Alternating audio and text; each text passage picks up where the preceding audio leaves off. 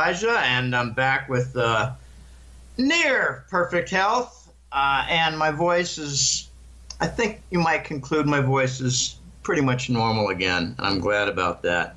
All right. Well, I'd first like to discuss the economy in the United States. You've said that we're going through a multiple stage economic breakdown.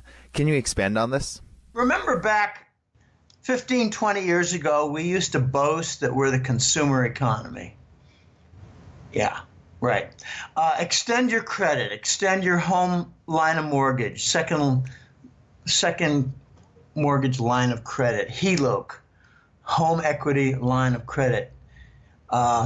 We used to boast about it. We used to boast that we were the consumer economy backed by financial services and financial engineering. We are seeing the climax of the collapse of both. The financial sector has become a gigantic asset bubble backed by financial engineering, otherwise known as not so much as offloaded risk, like with derivatives, offloaded risk that Greenspan boasted about a year before they all broke in front of his face. But the other side is that the derivatives are supporting the bond market. The whole world is dumping hundreds of billions of dollars of treasury bonds, yet the U.S. treasuries remain near the 2% mark. Why is that? Because we got a lot of fabricated demand. Well, the other side to the twisted formula as foundation for the U.S. economy has been the consumer economy, the consumer side, the consumption, the retail. The United States has more square footage of retail per capita than any country in the world. Well, that's going to come back down. And we're going to move toward an international average. But the result is we're going to see a lot of emptiness at malls. I don't say empty malls.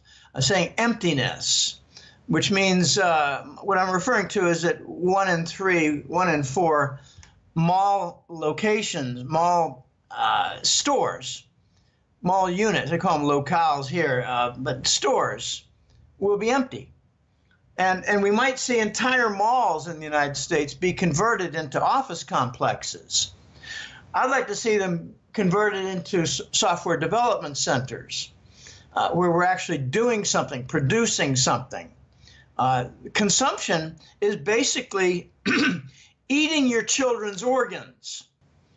Consumption is basically burning your furniture. Consumption is basically avoiding wealth production, wealth investment, like business investment, starting a business, producing something, buying some equipment, investing in people, like in job payrolls. Consumption is the exact opposite of all that, and we're seeing a climax of this heretical insanity for the last 20 years where the United States stupidity came to the fore, thinking that we could have a healthy, strong economy and a way of life that produces income to support households by consuming. Since when does a bonfire provide jobs? I mean, come on, we are just so incredibly economically stupid as a country. But, it all starts with the Wall Street bankers that, provide guidance to all this. There are various sectors in the United States that are just, a wrecking zone.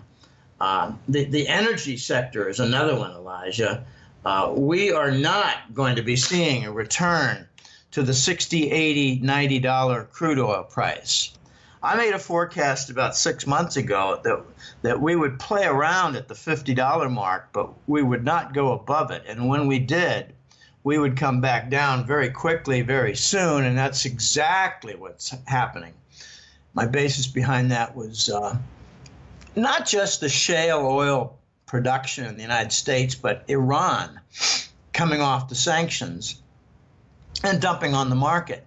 Well, now it's changed a little bit in the reasoning for the forecast. It's the same forecast, sub 50 oil price, but It's based a little bit more now on, not more, but based somewhat in addition now on the lack of unity within OPEC, which is a fractured and broken cartel with almost no significance whatsoever. We have an energy cartel void. It's going to be filled by natural gas, led by Russia, Iran, and Qatar. Okay, so we've also got, I think, financial services, which are in a breakdown mode in the United States. You can't look at the S&P stock index and say, well, Wall Street's doing fine. No, they're not. Take a look at the IPOs for stocks and take a look at the corporate bond issuance, and you see that Wall Street is struggling mightily. And what they did as a result in the last 6 to 8 years during QE and the 0% climate is to rely unduly on bond carry trade. Borrow at the 0%, invest in the long-term bond, put on some leverage with bond futures, get a wink and a nod from the Fed that they're not going to raise rates. I mean, I don't really pay much attention to the tiny rate hikes that we have. We're still essentially rounded to zero. Would you say that the Fed interest rates are consistent with, say, the year 2000 when they were 6.5%? No, they're closer to zero. I mean, so what if there's 0.75% or 60 basis points for a short-term treasury bill? I don't care. It's largely zero. And when you're near zero, you can use derivatives to hedge and produce kind of a filter in there, a clamp filter, to render it near zero so it doesn't destroy your bond carry trade. The bond carry trade is the principal source of income for Wall Street, in addition to narcotics money laundering, which you never hear about. They're making a lot of money on narco money laundering. So we've got the U.S. economy in a breakdown mode with 24, 23% unemployment. I mean, yeah, they're boasting now that the stock market is doing well because of the low jobless rate. I mean, the fascist heresy, I call it Reich economics, is like in a climax mode. The jobless rate is the percentage of people who are receiving unemployment compensation insurance from states. Well, there are a lot of them are falling off. The Congress did not extend to 99 weeks, so a lot of them are falling off. The ones who fall off are considered, this is key, they're considered not unemployed. I did not say employed. They're not unemployed. Okay, so that's the key to the jobless rate. So we got this 23% unemployment rate. I still believe that we're over 6 or 7% for the consumer price index. I mean, that's so falsified. It's just silly, amazing. So you got various sectors here in the United States that are in crash mode. Energy, I think, is going to have a second round of painful losses and write-offs to the Wall Street banks. And we might possibly see a casualty among one of the weaker banks, say at a second tier, you know, that might service the the Texas Southwest area and not so much be a New York bank, but suffer a breakdown nonetheless. So it's interesting to see the breakdown, and there is no better indication of the collapse than the condition of the malls and the graph of money velocity. If QE was actually stimulus, the money velocity would not be 50% below where it was when QE began. Stimulus usually means stimulus, invigoration, growth, pinpricks to lift.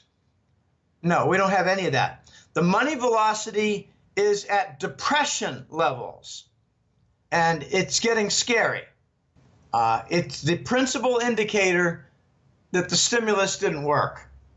And it's becoming internationally recognized that QE is a failure, and the U.S. just doesn't have the integrity or the fortitude to admit it. So that's pretty much my spiel on economic breakdown. Now, we've also talked in the past about how countries are moving away from the dollar, and you recently wrote an article about this, and I'd like to discuss a little bit how it will impact us here in the United States. You talked about in your article how the Chinese are moving away from the petrodollar. You explained that they are working on a major deal to pay for crude oil in the yuan currency. Can you expand on this? This is a truly enormous new factor. The Chinese, to be sure, for the last 2 or 3 years or more, have been kind of angry. Why would they want to use the dollar to pay for Saudi oil? The United States is not involved in this transaction. And it really speaks to the king dollar shadow. It speaks to the king dollar's reign of terror. It's the hegemony. It's the influence. It's the pervasive presence of the dollar where it really doesn't have a role. The Chinese are angry about QE. They were sitting on $3 trillion worth of reserves, the majority in U.S. Treasuries. And the United States is involved in hypermonetary inflation of the global reserve currency. I mean, any student of economics and finance would conclude you can't have hypermonetary inflation monetizing over $1 trillion of U.S. government debt in the same currency that's being used as the global currency reserve, serving as the asset backing and foundation of the global banking system. So the Chinese are pissed off. They have been working for the last 2 years or more at workarounds. And the principal area of irritation for them has been buying Arab oil and having to pay in treasury bills. The Saudis, Kuwaitis, Bahrain, Oman, they all say the same things to the Asians. You got to use treasury bills to pay here because our whole financial structure is designed around the U.S. treasuries. That's how the Arab nations, Gulf region, set up their financial structures. They got all their money, all their surpluses built around treasuries as part of the petrodollar accord. Well, that's all fracturing, and it has been fracturing for the last 3 years. I've been talking about the fracture on a regular and frequent basis and various aspects of it, like using the phony UBS and Credit Suisse legal charges and prosecutions in order to get access to the Swiss bullion banks to steal the Arab gold. Okay, that was back in 2014. That's when it started. That was part of the early fractures of the petrodollar. That was your big hint. This is all coming apart. Well, the most recent has been the Qatar focus by the Saudis, the big internal battle within the Gulf, the big threat by the Saudis, which is really an extra appendage coming off the U.S. military complex, threatening Qatar. The irony is thick because Qatar has a huge U.S. government, U.S. military presence. So the Saudis are threatening a U.S. military presence monarchy. Okay, back to the Chinese. The Chinese are now in a position, based on events that are on the table, to improve their leverage. Okay, to begin with, they don't want to use the treasury bill to pay for Arab oil. They'd rather use RMB. And the Saudis are saying, well, we don't want to hold your Chinese government bonds in RMB terms because we're not set up that way. Chinese are saying, change your setup. But the Chinese are now in a position to say, we're going to seek other suppliers of oil besides the Saudis that are willing to accept RMB. So you've got this 20% growth incredible, like 25% growth in the last 3 years of Chinese purchase of Russian oil. And they're buying it with RMB. And the Saudis are watching this. The Chinese have bought, I think it's around 10% less oil in the last 3 years from the Saudi source. So the Saudis read the writing on the wall. The Saudis get the messages. The Saudis are still doing these frequent conferences between Riyadh and Beijing. They're not just cultural exchanges, they're business consortium meetings. You know, investments by the Chinese in Saudi Arabia. The Chinese are trying to buy more and more malls in Saudi Arabia. Okay, now finally, events on the table have enabled the Chinese to use a little leverage. I'm referring to Aramco, the Arab American company. That's what it stands for. Aramco is the gigantic trillion-dollar petrochemical complex conglomerate in Saudi Arabia. Well, they decided in Saudi land that they wanted to sell off 10% of their assets. And it's really kind of funny because the Saudis have been lying about excess capacity. I remember when I started the newsletter in 2004, by 2005 and 2006, I started to realize that their claims of spare capacity, which just means oil production facilities that are temporarily turned off that could be turned on at any time, that those were lies. They didn't have much spare capacity. And the indication that was glaring was that Gawar, way back then, turned over 90% in their water cut, which meant they're producing 90% water, 10% oil. In other words, Gawar is depleted. Now it's 98% or more water cut, and their giant oil fields are pretty much all drained, and they're left with numerous smaller oil fields. They're still producing, but the lie is that they don't have any spare capacity. And the bigger lie is their claims of hundreds of billions of barrels of oil. They're all lies. And that's why they're having a war with Yemen, to steal their entire untapped national oil and gas reserves. And the West is helping them out because Saudis are part of the petrodollar scheme.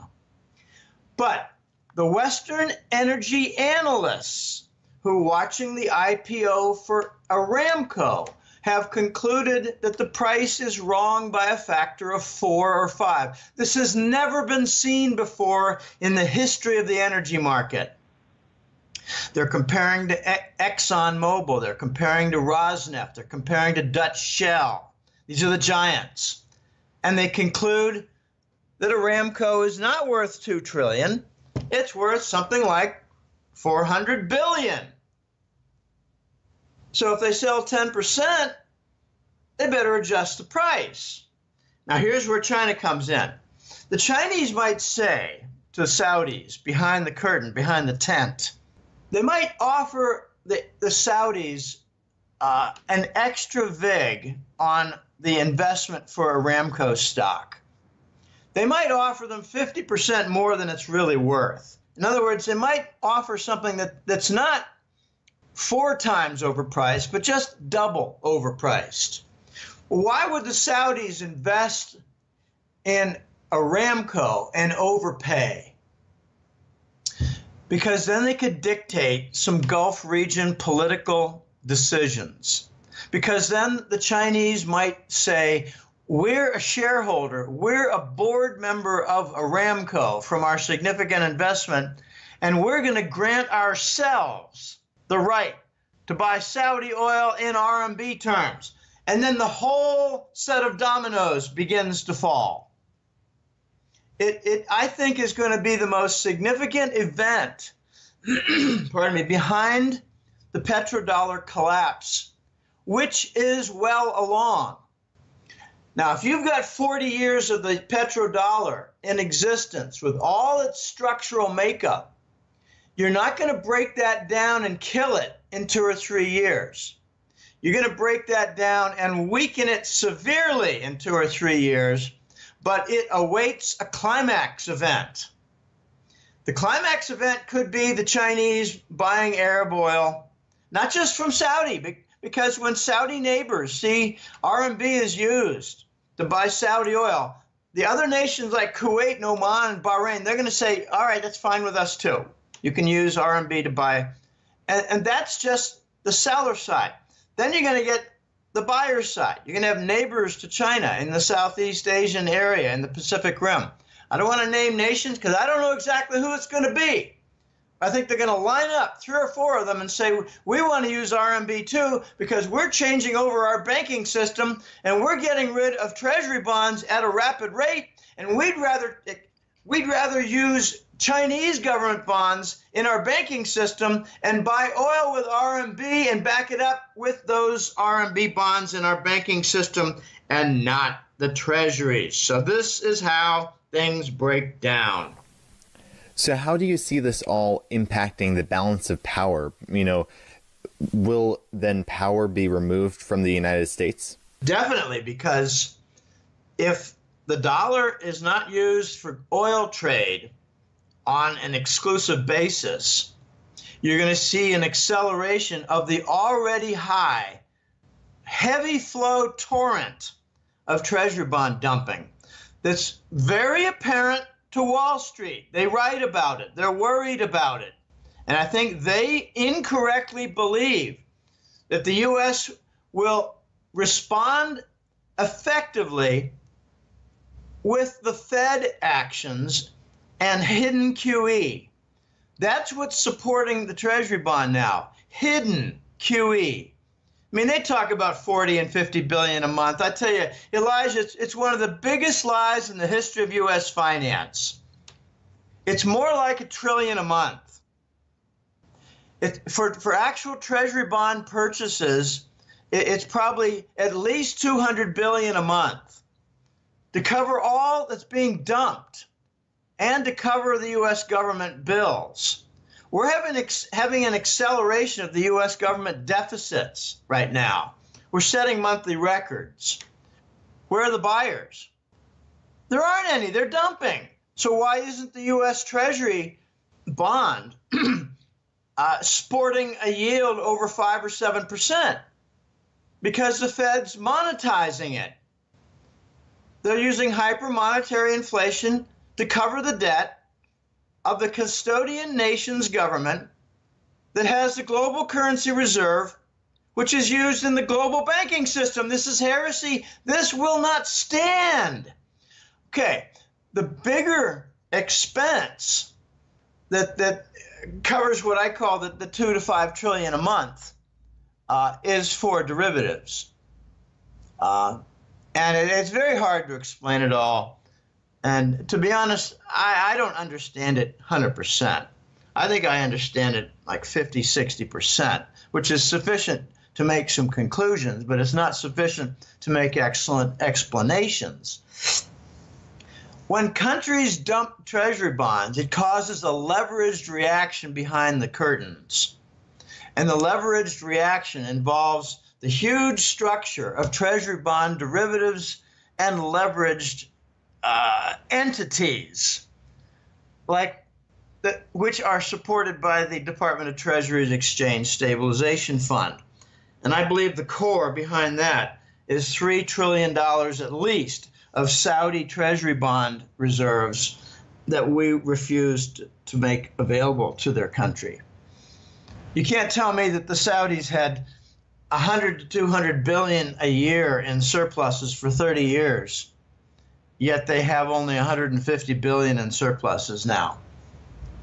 I mean, I'm pretty good in mathematics, if you know what I'm trying to say. I'm pretty damn good in calculus. I'm pretty damn good in the mathematics that are above calculus.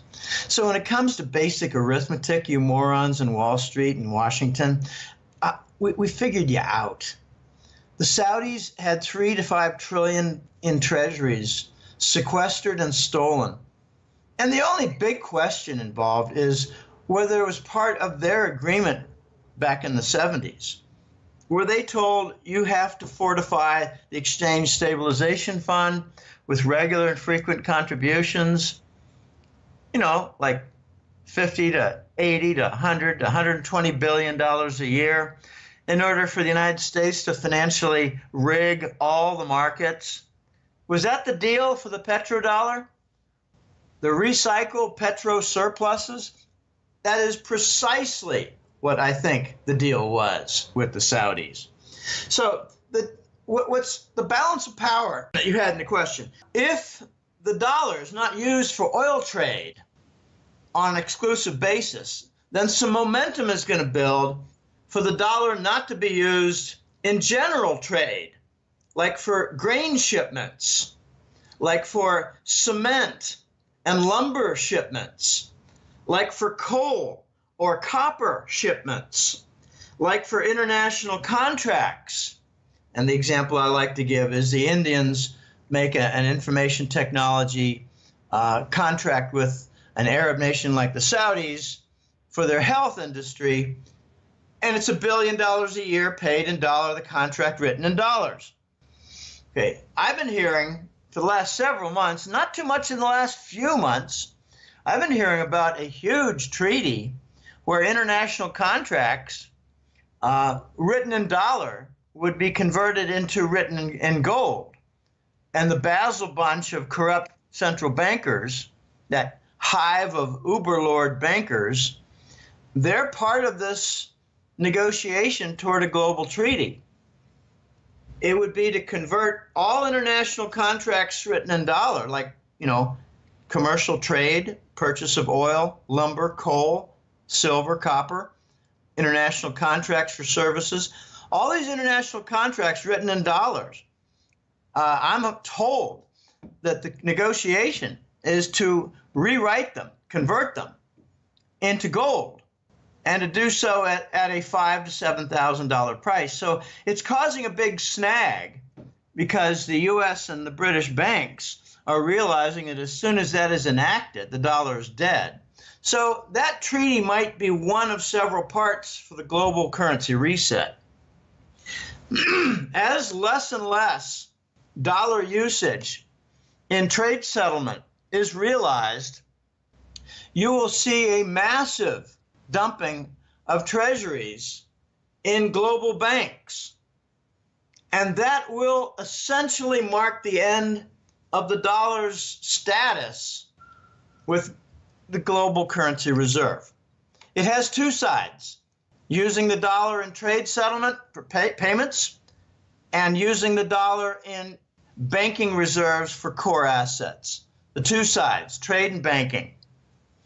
When that is evident for less and less dollar usage in both trade settlement and bank reserves, you will see the pressure for the U.S. economy hitting at a screaming high level because the threat will be for import supply.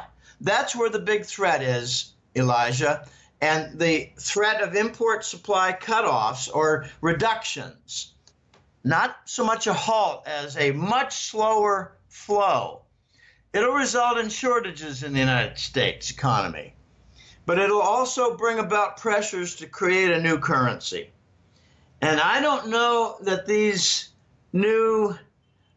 believe that these new concepts like the SDR bond out of the IMF, International Monetary Fund, I don't think these SDR bonds are going to be the solution that assures the continued flow of import supply to the United States. I don't think it's going to solve their problem. The only solution is going to be a new Scheist dollar.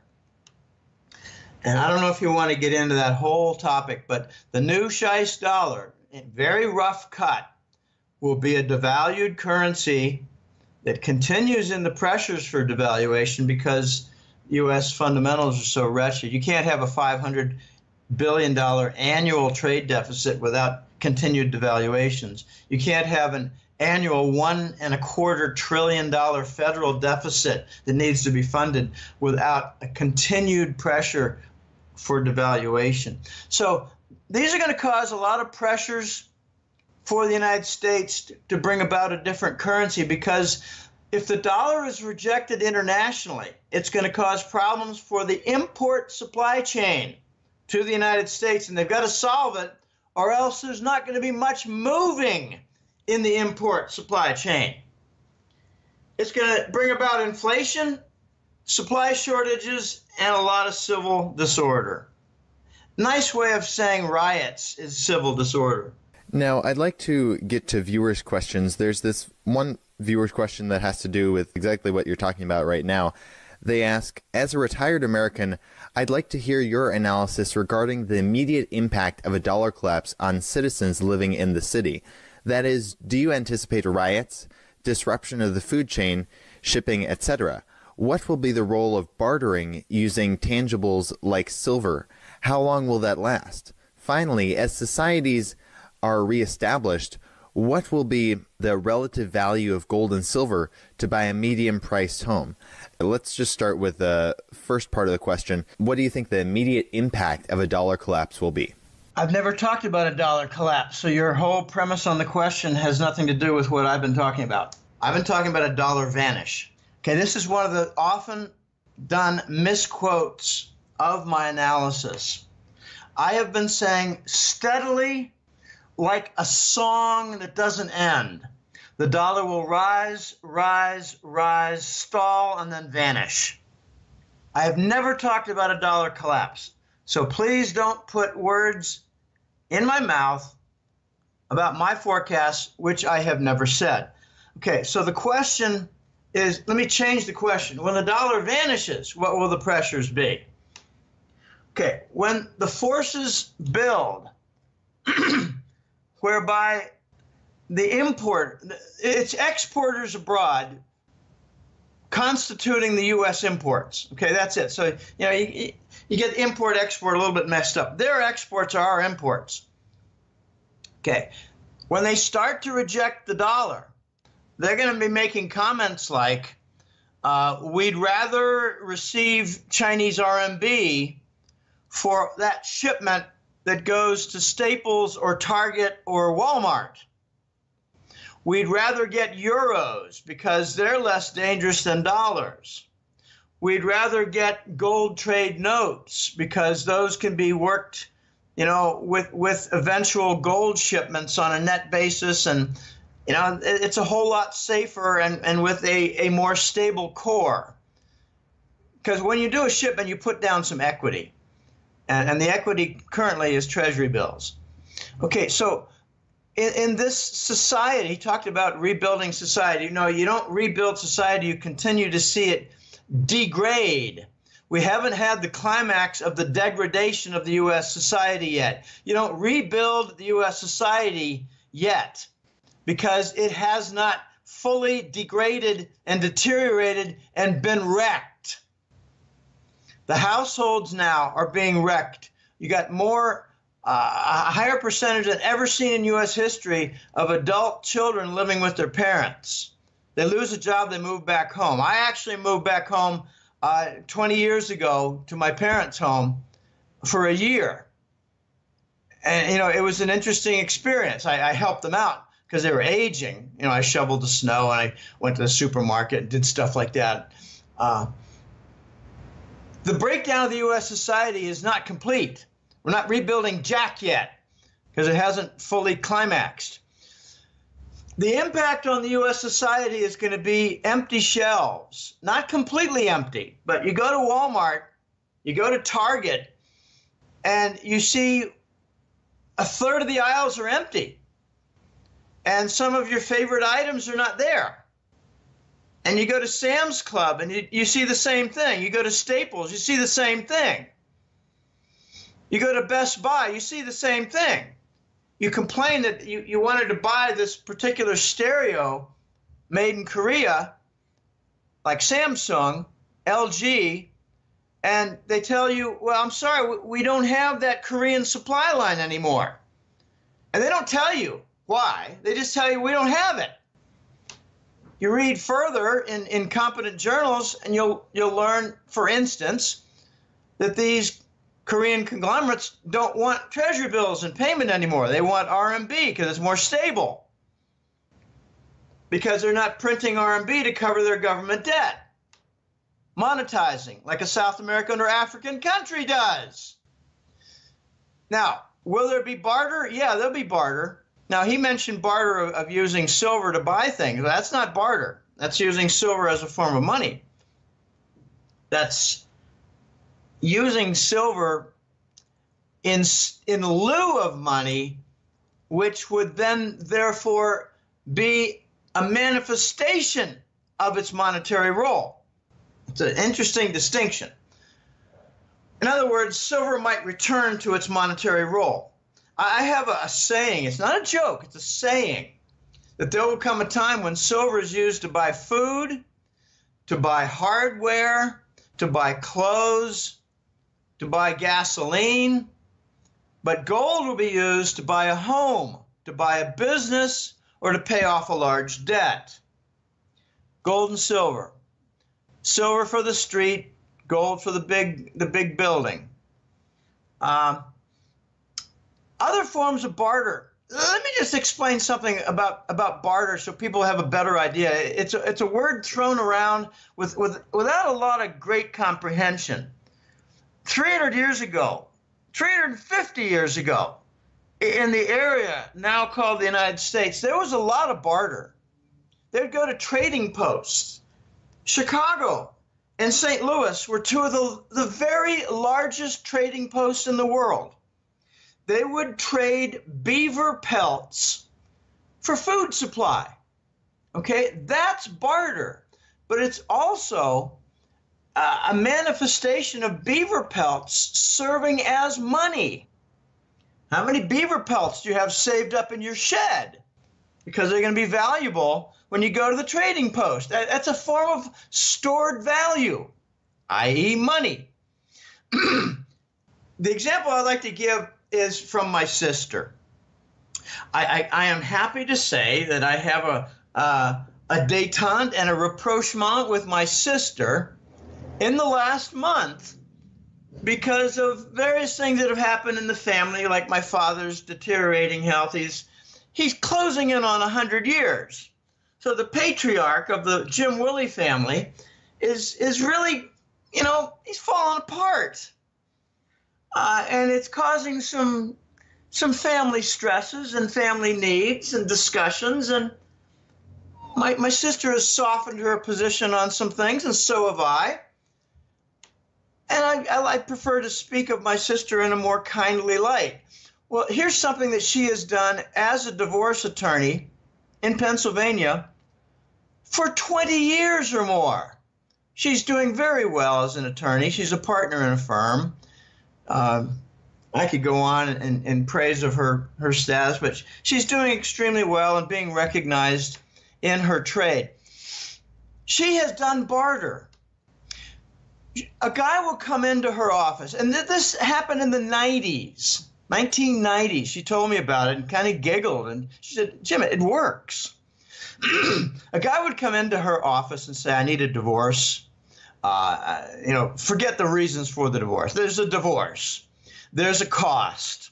There's a procedure. There's an asset distribution. It's just the standard thing. There are kids, so there's custody agreements." But it turned out a couple times that there was a plumber. He said, "I don't have $2,000, Chris. What do I do?" And she said, "Well, how about if we set up a deal for the next 3 or 4 years, because I have some plumbing needs in my home. And I need some new toilets, and I think I need a lot of new basic plumbing in the basement for the feeder lines. And I think it's going to be at least $1,000, so why don't we start with that? So I'll do your service, and you provide me with, say, we'll just start it off at $1,000 of bartered service for plumbing." And then a couple of years later, an electrician came along. And she doesn't have as great electrician needs, but then a carpenter came along. And she wanted to remodel her basement and put paneling on the walls and put a little center there for dancing and, put a little stereo over on the side and put it into the wall with a ledge. And okay, you get the idea. Plumbing, electrician, carpentry. She bartered for legal services. Okay, not everybody can do that. I could do some bartering, like for a subscription service in return for bicycle maintenance. It doesn't amount to $200 a year. My main bicycle expenses are for inner tubes, because I think one of the national sports for Costa Rica, especially in their urban centers, is to toss glass bottles out the window against a cement wall or a brick wall or a stone wall and have a lot of fun while they're drinking and driving. I think that's one of their national sports. Because when I'm riding my bike along, I am continually focused on glass. Glass shards on the sidewalks and the streets. When hundreds of cars go past, it gets pushed to the side of the street or avenue or boulevard. And that is exactly where bicycles run. So I try to go on the parallel roads. Anyway, my main expense is bicycle inner tubes, and I probably buy 6 or 8 per year. Whereas in the Boston area, I would buy 6 or 8 per decade, because they didn't have a national sport of throwing glass bottles out the window while drinking and driving. It's a form of social protest in Costa Rica that is abhorrent. I can't do barter. Other people can. I think we're going to see springing up community consortiums of barter, where you join a barter club and you can have a list of services like plumbing, electric, and carpentry. Now add on, say, clothing, because one of the people in the barter community has a clothing store. Now add hardware, because one of the people in the community for the barter owns a small hardware store. Now add office supplies, because one of the people in the community barter center has a office supply store. Okay. So you get the point. Barter could become a community venture. Join the barter system with ABC neighborhood, and it's a large neighborhood with 100,000 people, a section of a city, and you can buy things and sell things, because you might fit into the barter system for the service you provide. But if you don't provide a service, don't provide a product, you cannot join the barter system. Okay, that's how barter might spring up. And my sister is way ahead of the curve in that, but she told me a few years ago, Jim, I don't do much barter anymore because I don't need much anymore. I just turn them toward like a public defender who will do it for free. And then they have to get, the lower quality work. But sometimes it's not a real difficult case. It just has to go through the procedure. I think silver might become a coin of the realm a lot more than gold, because silver will be more valuable in the daily life demands that will become critical. I'm talking about food. I'm talking about supplies. Basic supplies like socks, like a shirt, like a piece of wood. The gold coins, they better come down to 1/10 of an ounce. I mean, Canada's way ahead of the curve on this. Canada, for the longest time, had 1/10 ounces. I had an opportunity in 2009. A client came by, said, Jim, I'm a client of yours. I've been a Hattrick Letter subscriber for 2 years. And I want you to take a look when I come to town. I said, okay, sure, I'll be glad to meet you. He did come to town, and he showed me he had 500 gold coins, gold ounces. But among them, something like 50 ounces were in the form of 1/10 ounces. So he had 500 different 1/10 ounce Canadian gold coins. And I said, wow, they're cute. They're really nice. They're about the size of a U.S. dime. They were pretty. They had pretty much the same markings as the Canadian maple, but I didn't personally buy any. He said, no, unless you're going to buy like several $1,000s worth, like $20,000 worth, Jim, I don't want to sell you any. I said, okay, because I was going to maybe buy 1,000. He said, no, I don't want to divvy it up like that. Okay. He said, he actually said to me, one day we're going to have demand for these 1/10 gold coin, 1/10 ounce gold coin. We're going to see demand grow. We're going to see them grow in popularity. We're going to see them in wider usage. And I said, yeah, I can see that. I mean, right now it's worth a little over $100. Like back then it was about $1,500 for gold price. What did the guy do? He took his 500 coins. He went to Panama, sold them all in 1 month. There was no place in Costa Rica to sell it. They have no market. But Panama is a huge financial center, and it's got a huge import-export center, and it has a huge banking sector. And it's not just the canal, et cetera. Oh, no, it's a lot more than that. It is pretty much the Switzerland of Latin America.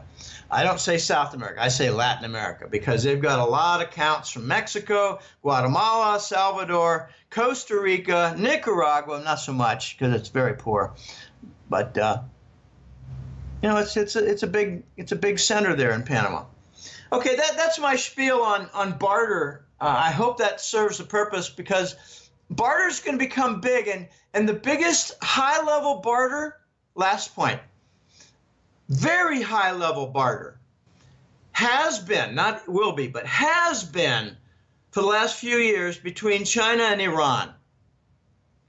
They just establish contracts and say, well, we'll supply the oil and gas, you supply the finished goods, cars, motorcycles, television sets, stereos. And Iran and China have a good deal going, and it's several $1 billion a year in barter. Well, gosh, why do they do that? Because we set up sanctions against them.